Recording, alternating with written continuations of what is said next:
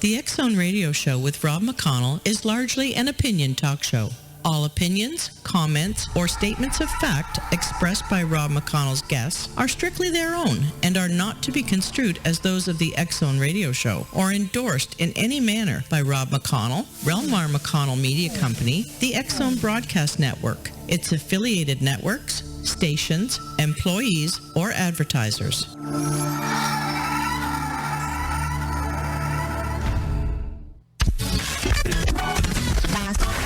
All Hit Radio.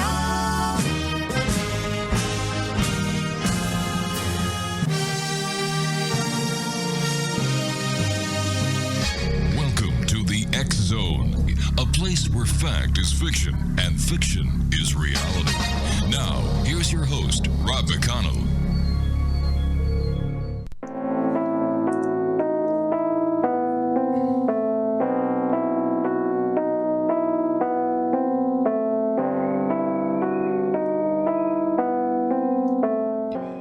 Welcome back to the X Zone, everyone. I am Rob McConnell, and we're coming to you live and around the world from our broadcast center in Hamilton, Ontario, Canada, on the X Zone Broadcast Network and on TalkStream Live. If you'd like to send me an email, my email address is studio@xzoneradiotv.com. On all social media sites, X Zone Radio TV. And listen, X Zone Nation, we have our own X Zone group at Facebook. Now, if you'd like to join, all you need to do is visit www.facebook.com/groups/X-Zone Radio Show. And a lot of stuff that is posted there is not posted anywhere else. Join the gang. Become a member of the X-Zone Nation. Be part of what we call the X-Zone Nation. Wasn't that thrilling? Yeah. Speaking about thrilling, did you like the music that Craig picked to come into this segment? Well, there's a very special reason why, but before I get to that, I'd just like to remind everyone about some great programming that we have here on the X Zone Broadcast Network this weekend and every weekend.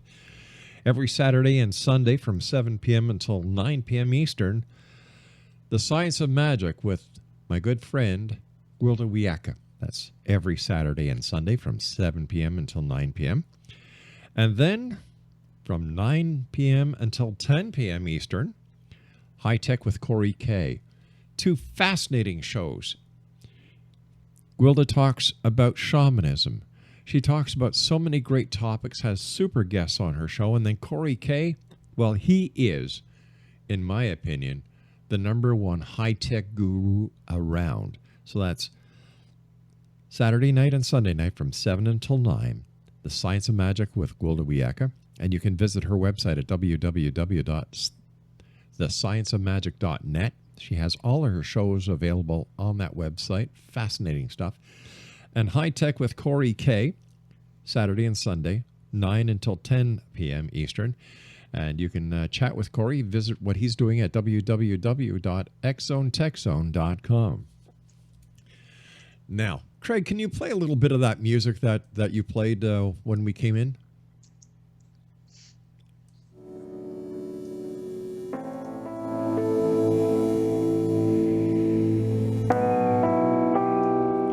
You know, I couldn't have picked music better myself, Craig, for our guest this hour.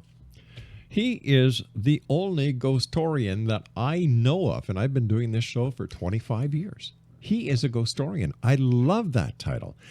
Mike Ricksecker is our special guest, and his websites are MikeRicksecker.com and HauntedRoadMedia.com. And Rick, Mike, it's great having you back with us. I don't know why I called you Rick. I'm sorry about that. Do you get that often? It happens sometimes, and yes, I do like the music. But yeah, there's a running joke that one of these days I'm going to be called Rick Mike Secker. You nearly were a few seconds ago. It's all right. Hey, listen, welcome back, my friend. How have you been since you and I last chatted? Oh, I've been doing pretty well. Again, thanks for having me back. Hey, anytime. Got a lot of things going on. All right. First of all, for the many listeners who are now with us who weren't with us last time you were on the show, tell them a little bit about yourself and how you got to be the Ghostorian. Oh, sure. Well, a Ghostorian is a a term that I've coined for somebody who researches a ghost and its history and the place in which it haunts. Um, you know, there's already that you know. Uh, term historian that's actually attached to somebody Yeah. with that type of degree, and you have this other term here, researcher. Hmm. But that could be anything within the paranormal, so I wanted to narrow it down and not step on the toes of somebody with a history degree, that's a master or a PhD or whatever. So I came up with this term to Ghostorian to Hmm. describe what I do. And with that, I have a number of different books. I've written several different books on history and ghosts and historic hauntings and things of that nature. So, and I've been doing this for quite a while now. Yeah, I must tell you that a lot of the people that I've had on the show who are, who have gone onto the internet to get a PhD, in my opinion, the PhD does not stand for Doctor of Philosophy or any other type of doctorate, except it stands for piled higher and deeper. There you go. There you Yeah. go. In a lot of cases, that's true. Yeah. So, is ghost activity on the rise, or are we just noticing more and more about it because of the internet and to the media that is spreading the news?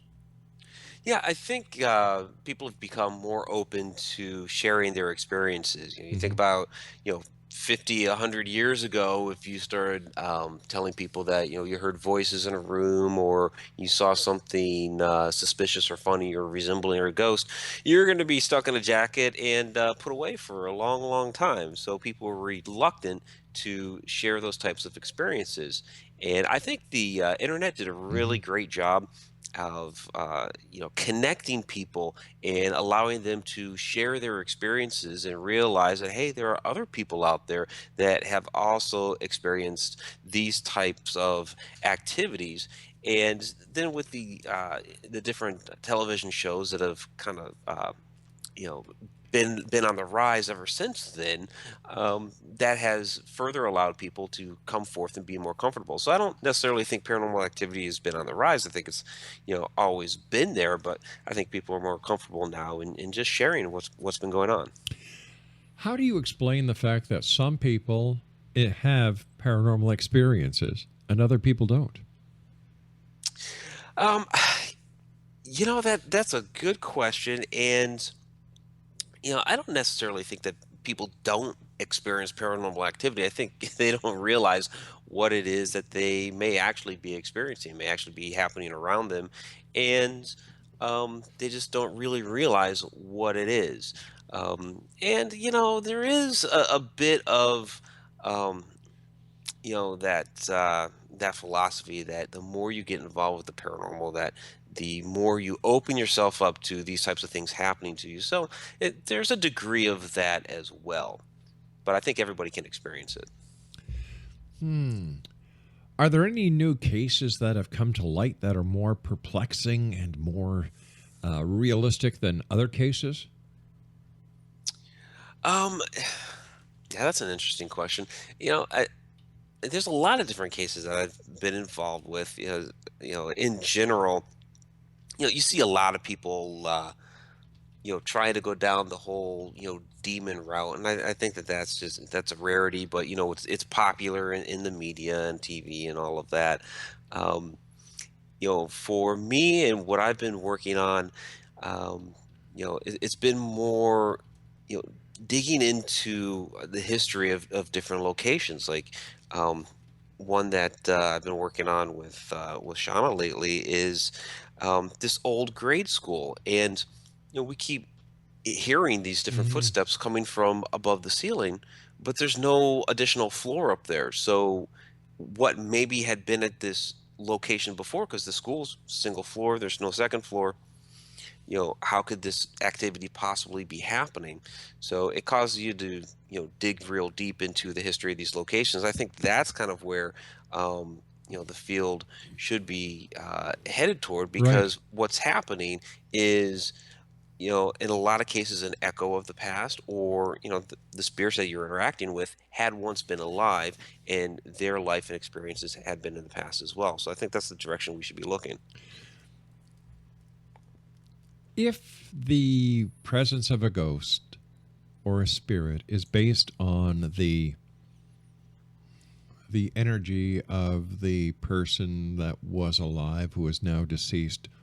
The energy at this point could, in my opinion, be interpreted as the soul, because we know that modern medicine and science has actually noticed a difference of 21 grams in weight after a person has died.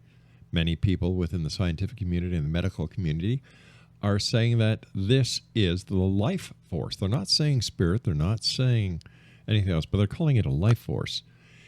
Could this be the life force that lives on? And if so, how come there has never been a ghost of a Neanderthal person or any? It seems that these spirits or ghosts have a definite spot within the timeline of history where they appear and where they don't.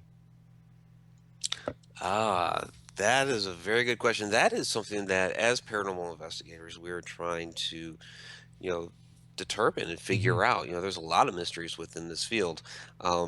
Yes, I've heard that before about the 21 grams and the life force, and I think that's really, really interesting that you have science that is actually backing up what we've been trying to prove as paranormal investigators. As far as why spirits only, like there's no Neanderthal spirits. It's interesting because you do periodically come across some spirits that are older, but it seems the older ones are fewer and far between.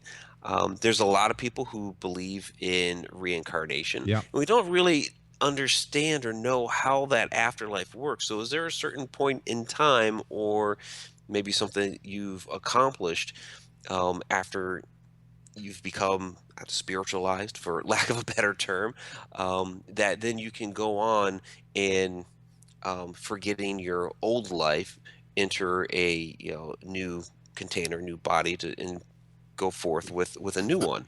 That's something we just we don't know. It's one of those mysteries that we'd really love to solve, and we'll probably have a very, very hard time trying to do so.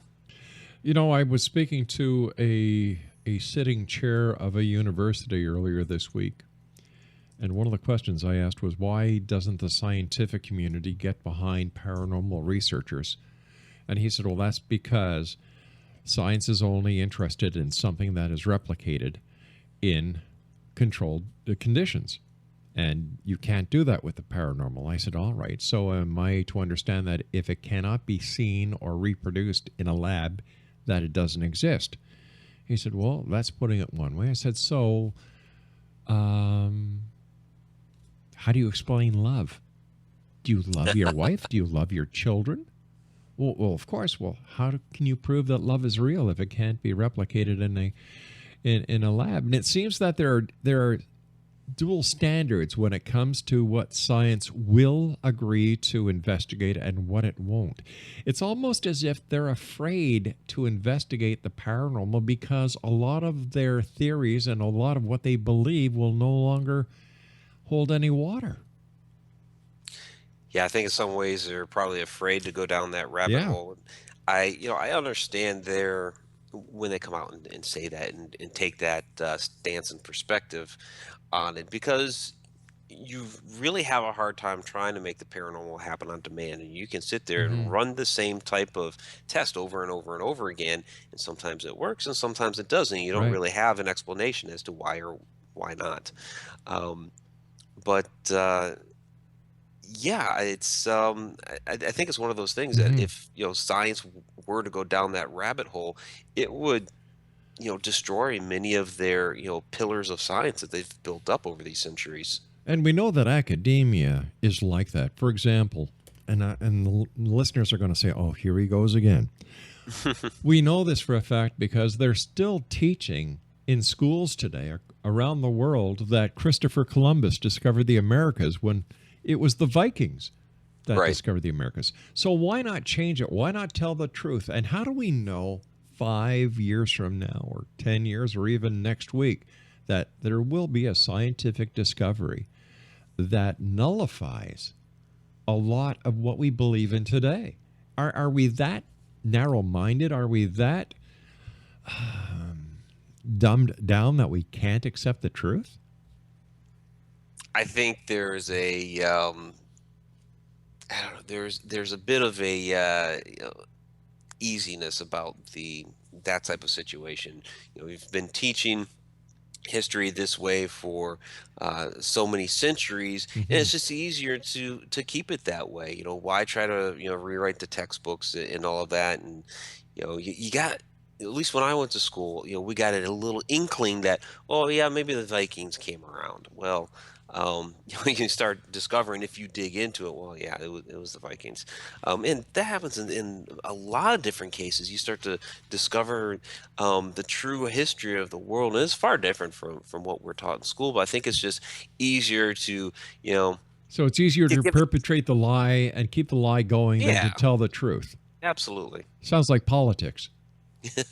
A lot of it is Yeah. political, because if you start giving people the truth, well, they're going to start changing some opinions, and we can't have them change their opinions. We need to keep them towing the line.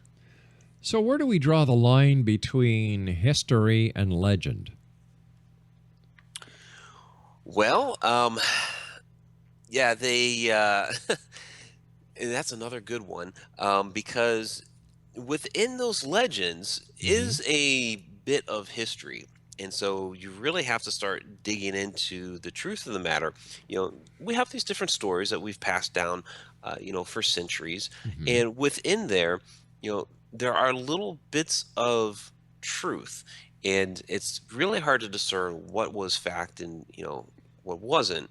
Um, and really, if you just take like your folklore, yeah, there's a lesson to be learned in that they're trying to convey.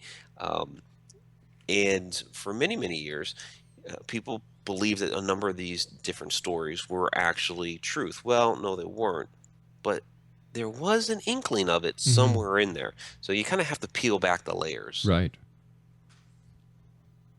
So in your opinion, what is the criteria within the paranormal that makes something legitimate and not a legend?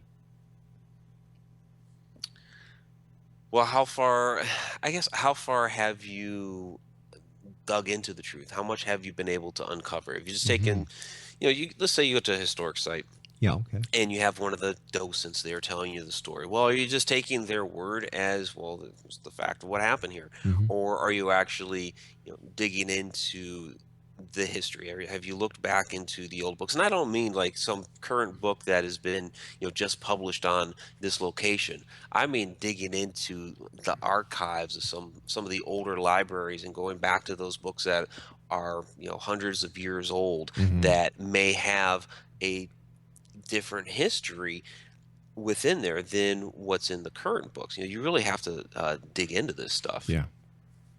But once again, if we are lying about one of the most pivotal times in history, the discovery of America, I'm sure that we have lied, and there are lies throughout history. So once again, how do we know what is truth and what's a lie? Even if you do the research into the historical records, which may be real or which may be fictitious.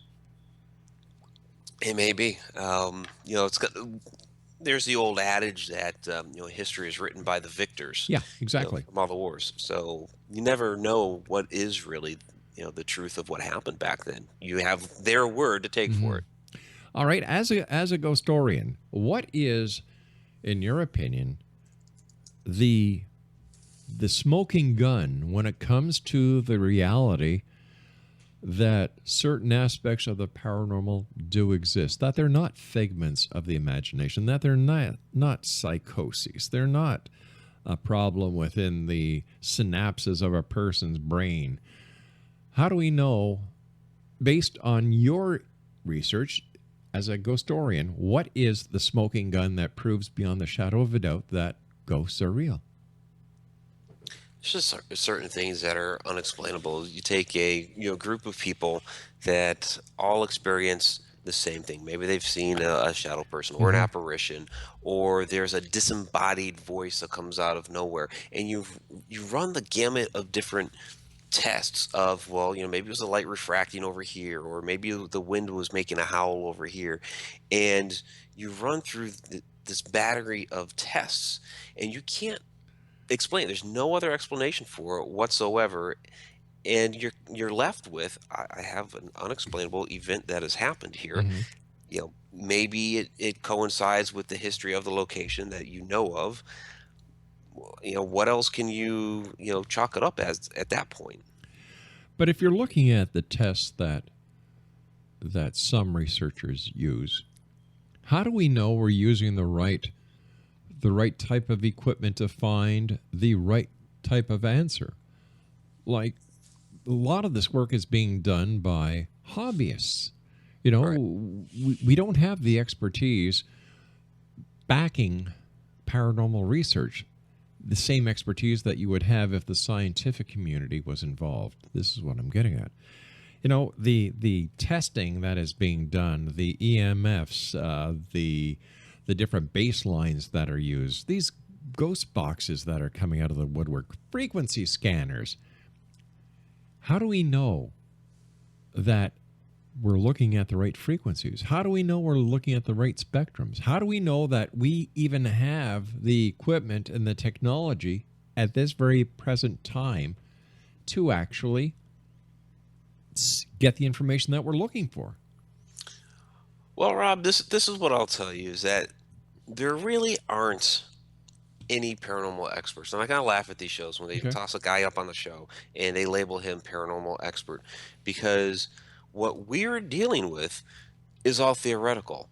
There, to be able to quote unquote prove a ghost, what you're talking about earlier with your scientist friend, Yeah. you know, how do you go about proving that a ghost really exists?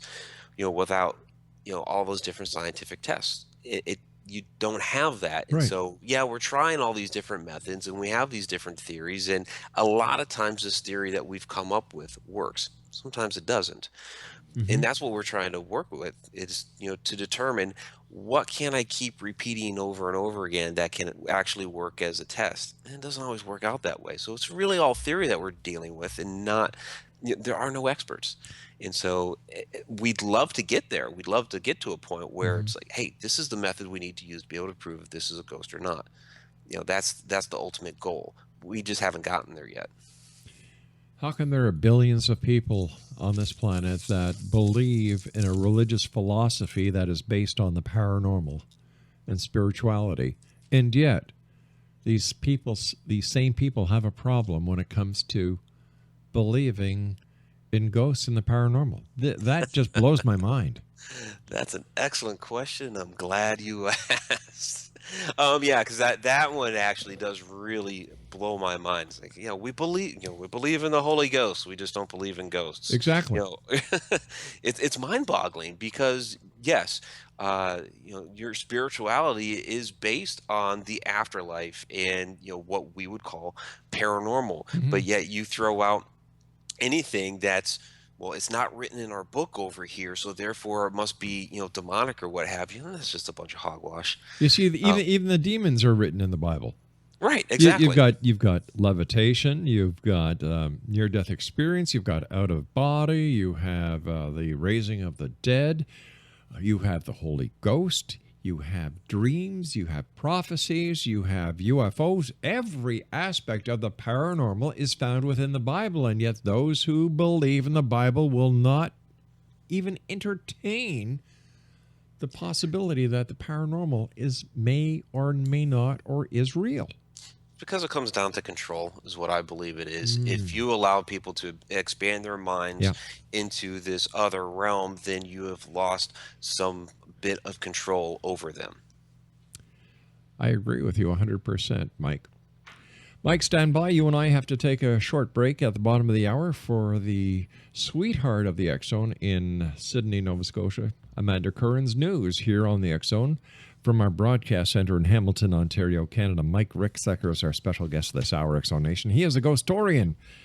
2 websites, MikeRicksecker.com and HauntedRoadMedia.com. Mike and I will be back on the other side of the short break. Whatever you do, don't go away because, we're going to be back. It's that plain. It's that simple. Don't go away.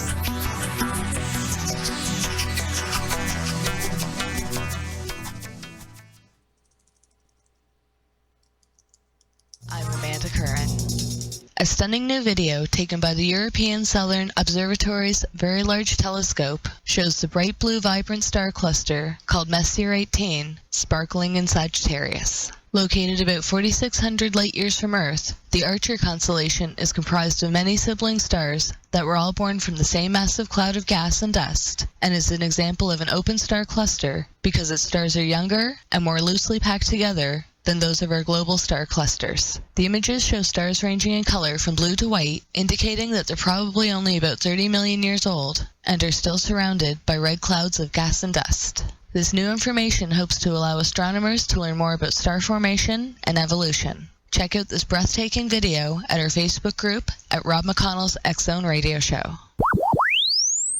A new study now suggests that we should not be looking in craters on Mars for life, as all traces of existence may have already been wiped out. Scientists have now found evidence that the energy released by meteor impacts on Mars would wipe out any signs of life inside the craters they leave behind, which would have been giving us a false impression of how lifeless the red planet actually is. Scientists believe that a meteor impact could potentially have enough power to completely obliterate the type of organic matter researchers are hunting for, and are now urging them to be a little more selective with the rocks they choose to study to improve their chances of finding signs of life on Mars.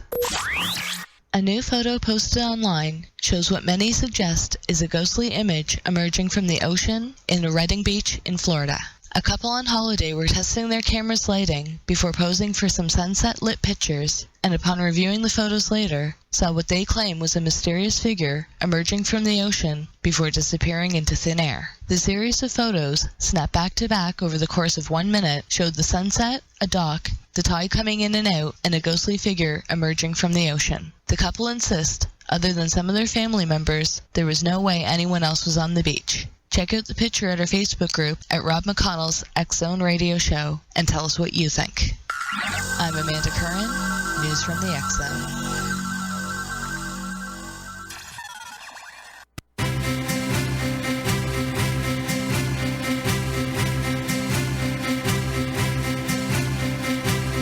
While science pursues fact, magic accesses the quantum level, bridging random facts to form truth. As long as science and magic remain separate and polarized, the truth cannot be known. I'm Wilda Wiecka. Join me on the Science of Magic radio program dedicated to unification and evolution of consciousness. During each episode, I'll be speaking with experienced and respected scientists and mystics. From astrologers to astronomers, from medical doctors to shaman, the scientific method to dowsing and intuition, we will weave together information from seemingly divergent practices to promote unity and enlightenment. Join me, Wilda Wiecka, and the Science of Magic right here on the X-Zone Broadcast Network. For more information, visit www.thescienceofmagic.net.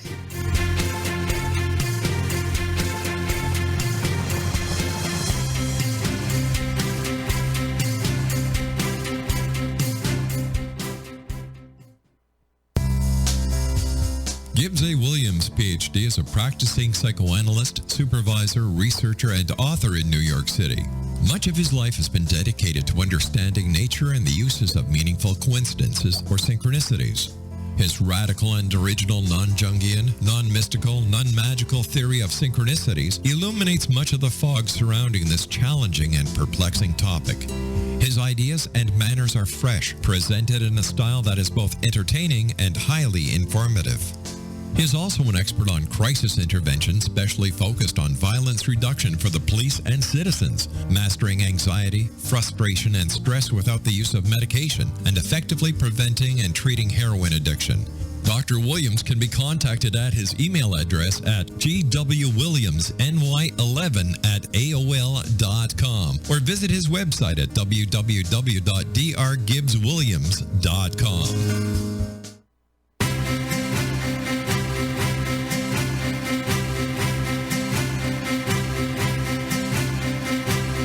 While science pursues fact, magic accesses the quantum level, bridging random facts to form truth. As long as science and magic remain separate and polarized, the truth cannot be known.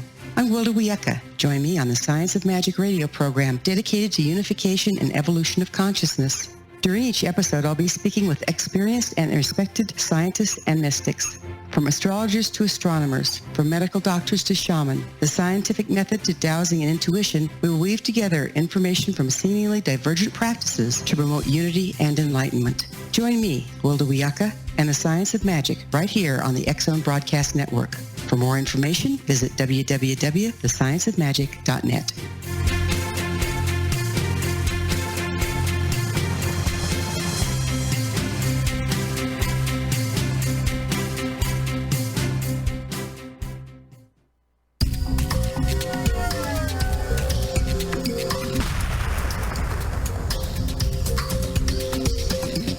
Coming soon to the X-Zone Broadcast Network is A Different Perspective with me, Kevin Randall, as your host. We'll be taking a close look at what is happening in the world of UFOs today with side trips into the paranormal. Guests will range from those who are household names to those who have a different perspective on a variety of topics. No topic will be taboo, but there will be tough questions asked as we all search for the truth about UFOs, the paranormal, and those things that excite us. Sometimes we'll agree with a guest and sometimes we won't, but we'll try to keep the program topical. For those of you who would like to read, be sure to visit www.kevinrandall.blogspot.com and remember to listen to the other fine programs on the X-Zone Broadcast Network at www.xzbn.net.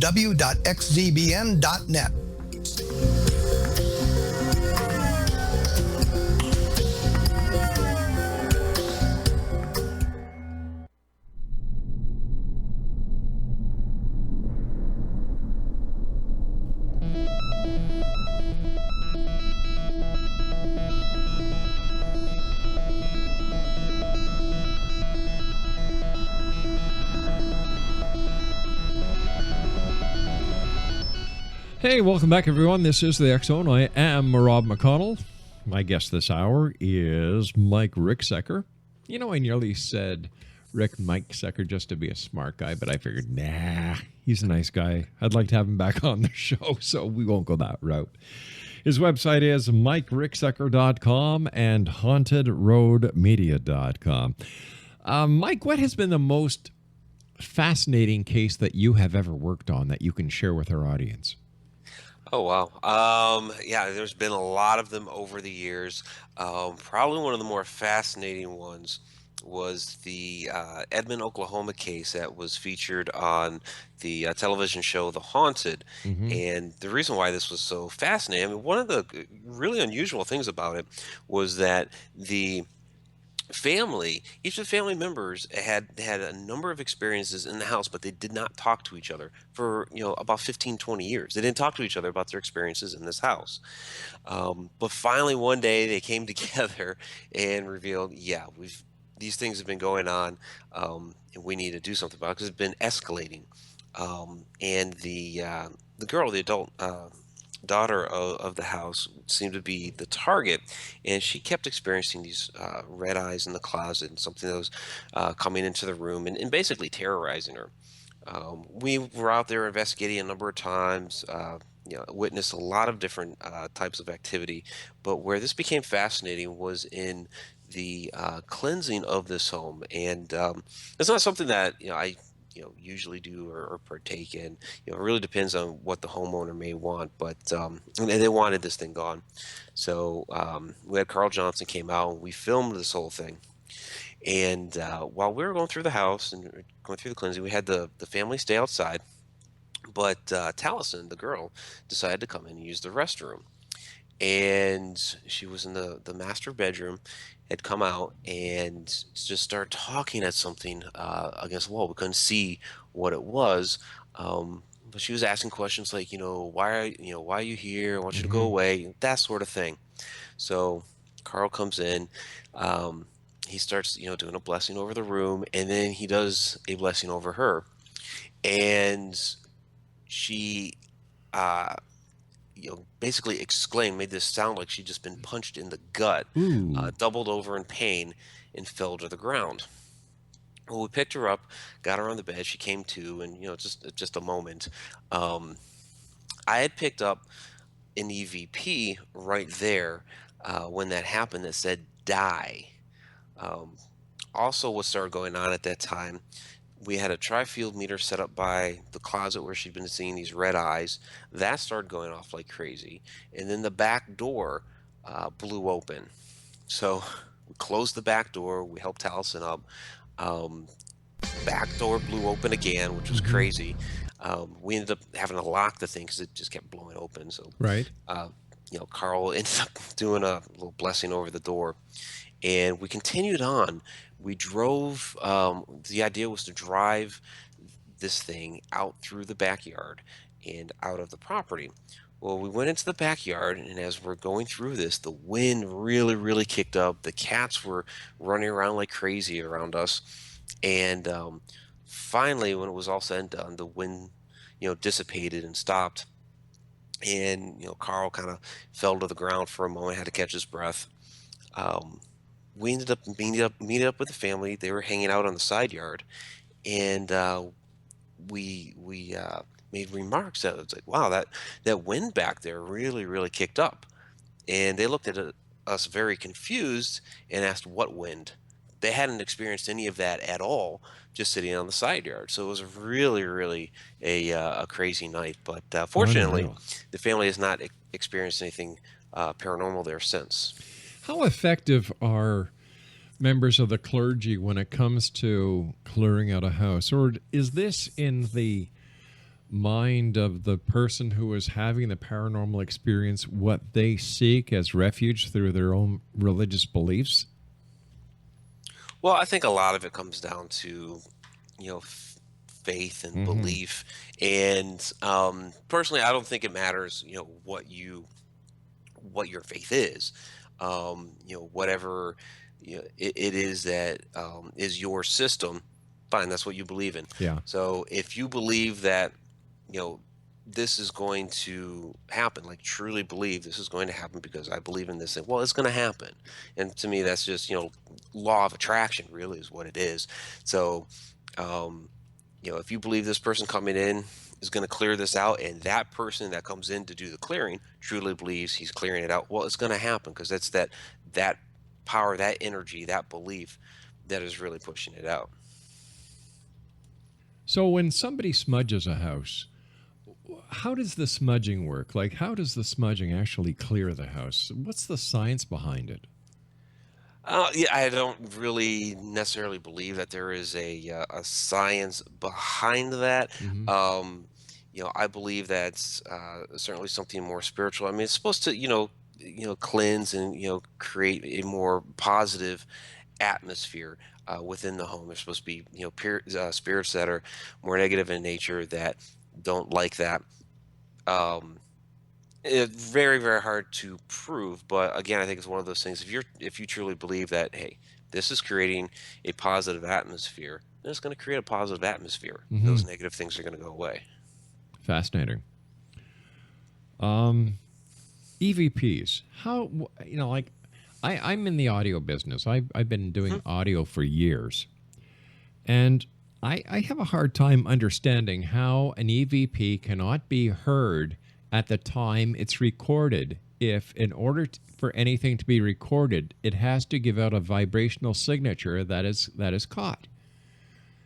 So if you cannot hear the EVP at the time it's recorded, how does that work?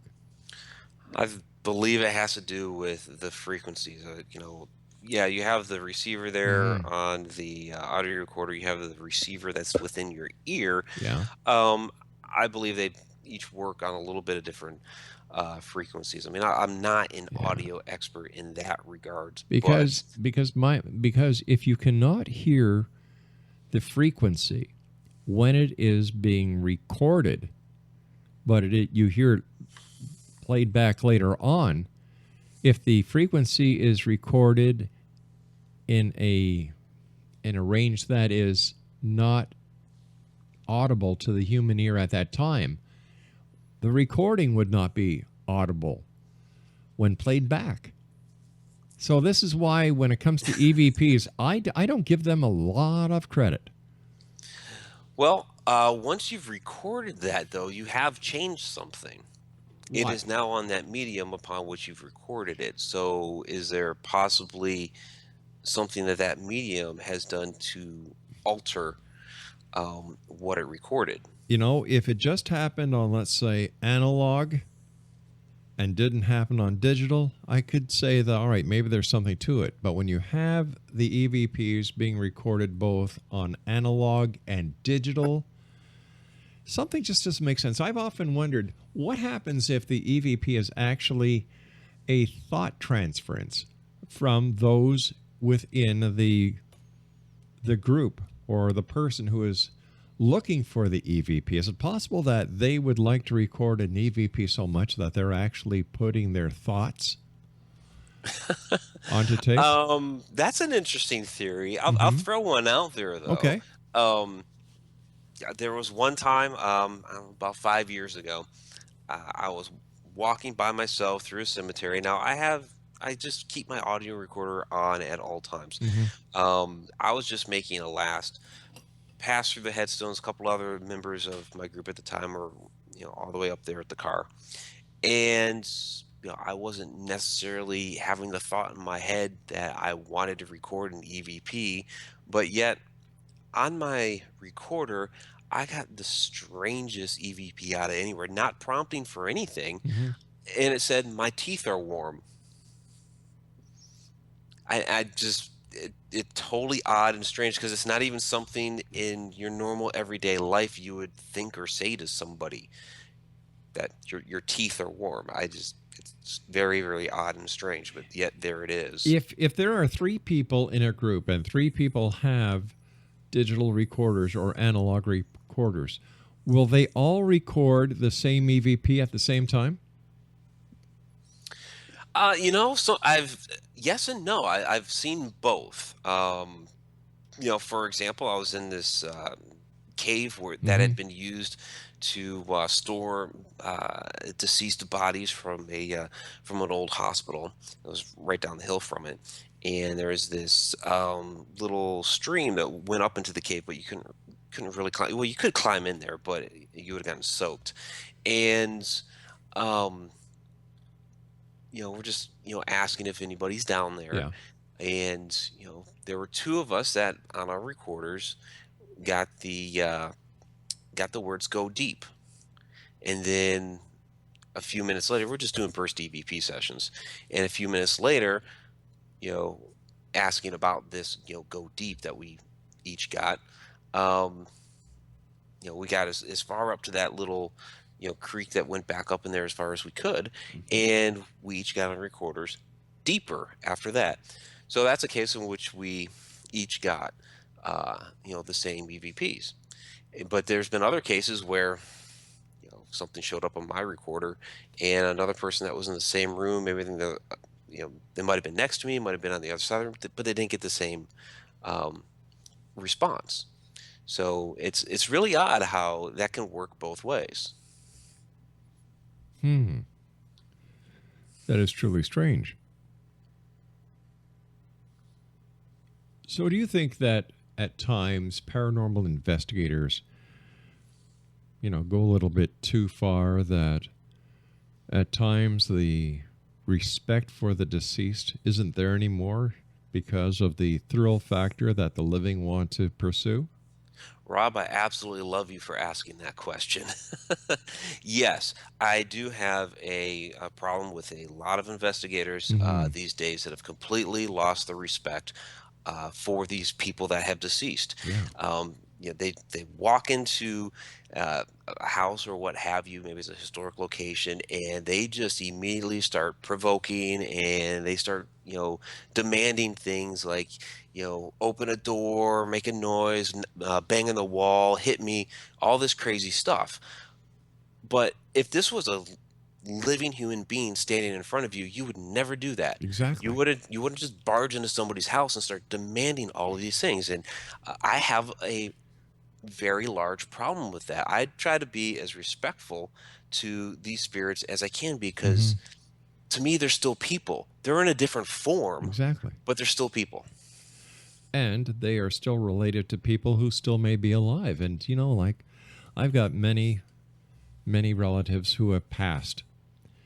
And I would be very upset if I ever found anyone trying to provoke their spirit, whether they have a spirit or not, but it's still disrespectful. And I often wonder how the spirits feel about that. Oh, I'm sure many of them are very angry, and especially with all these people that are going around now trying to mimic the television shows, and they have no idea what it is that they're really doing. And just if I was some of these spirits, I'd be absolutely appalled. Here's this guy coming in here demanding these things, insulting me, all that. I would I would probably just walk away. It's like, he wants this from me. No, I'm gone. I'm out of here. The TV shows, I think the last time you and I talked together, I asked you whether or not you thought they were an asset or a hindrance.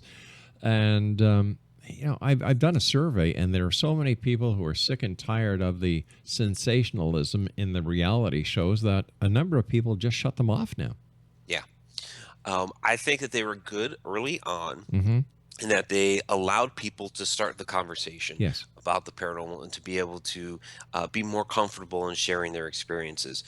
But as is the case with most things on television, they've taken it too far, and now everything is about ratings. And instead of truly investigating the paranormal, now there has to be something crazy that happens on every show. And like I said earlier, everything keeps going towards demons, because you have to keep escalating everything on television to try to drive those ratings. And so I don't know what the heck they're going to do after they've run their course with demons. What's the next thing after that?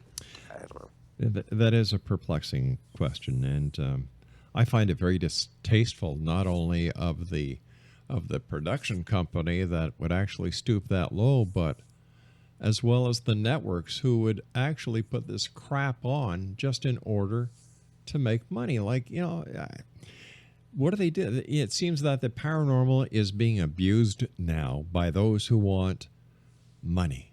Yes, and it's all about the money. Money is the root of all evil. It truly is. And instead of giving the paranormal the dues and respect that it so rightfully deserves, I love the aspect that you go after the history. Yes. Because a credible researcher in the paranormal is a historian. They have to do their homework. If they do it right, they give the public a lesson about the life and times of people. Go to Gettysburg. They see they learn the history. That little time that they spend at Gettysburg is burned into their psyche forever. Every other historic site is the same. Like, I can remember my mom and dad taking me to historic sites when I was a kid with my brother, and I remember them very well. I love the history. I love the looking back in time and seeing how far we've come and what lessons we can learn as history keeps on progressing. History doesn't stop. History is yesterday. History is 5 minutes ago. But when it comes to some of the attitude of so-called paranormal investigators, and I don't know whatever possesses them to call themselves investigators, because they're hobbyists at the best, at the very best. I believe in my heart of hearts that the paranormal needs to be respected. It has to be looked at as something very serious, that you don't go around provoking spirits. You don't go around desecrating religious areas. You don't go around trespassing on other people's property just to get your own thrill. And I often wonder why this is allowed to persist.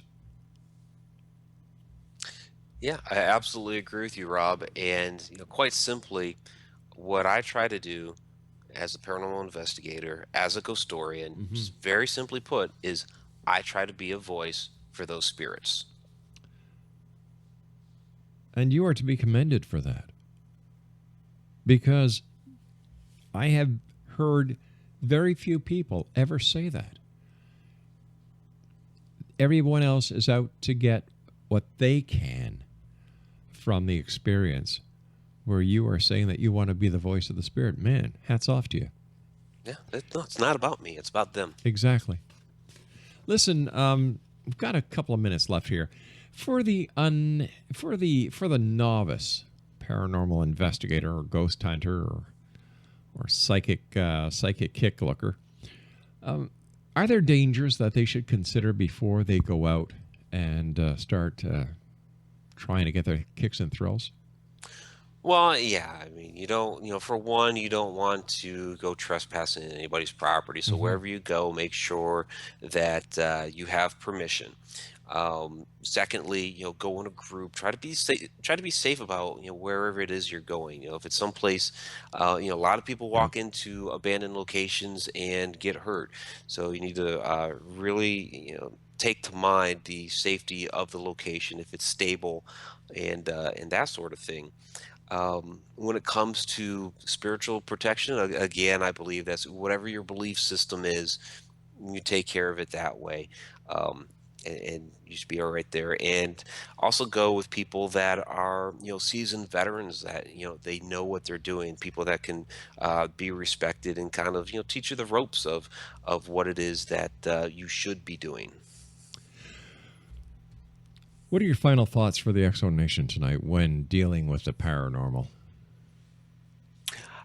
Keep an open mind and keep asking all those different questions. I mean, Rob, tonight you hit me up with a lot of great questions. I think those are questions that people should constantly, be asking. Don't just, settle for one answer. See if there's some other ones out there that, that may be applicable.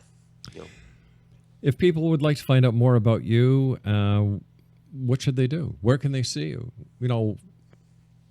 Yeah, they can find me, MikeRicksecker.com. All my books are listed out there. HauntedRoadMedia.com is my publishing and video production company. And then there's YouTube.com.